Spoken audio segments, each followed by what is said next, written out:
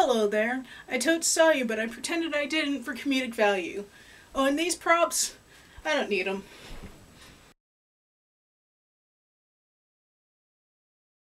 Hey! Good evening, because this is gonna go up after midnight because I'm shit at posting these on the actual day, but that's okay because they're all late. Hurrah! Last week I asked Mary Doodles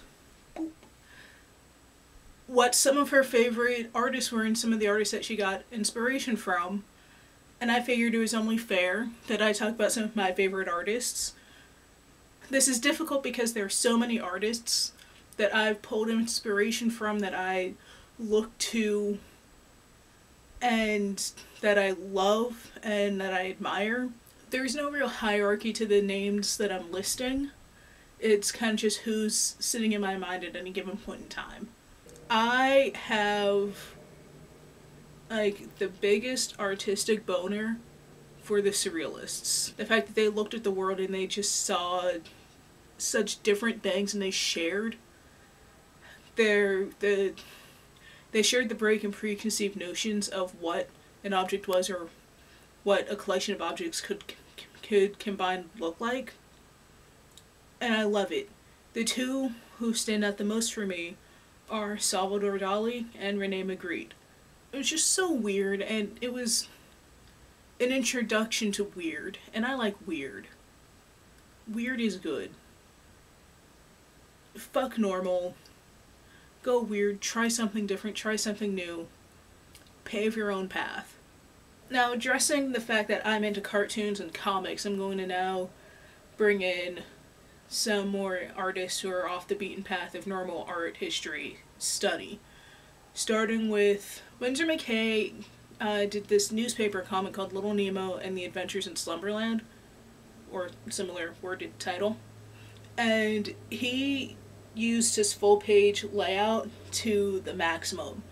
I just really love what the underground artists were able to accomplish with how they just touched on the weird dark underbelly of society, and that they just showed a different path that was acceptable.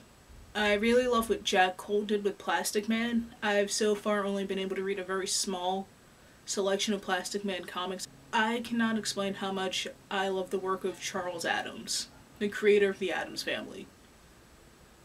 Cannot explain how much I love Will Eisner's work. I literally did just stumble across him in a comic shop. It just opened me up to a new world, a new way to look at comics.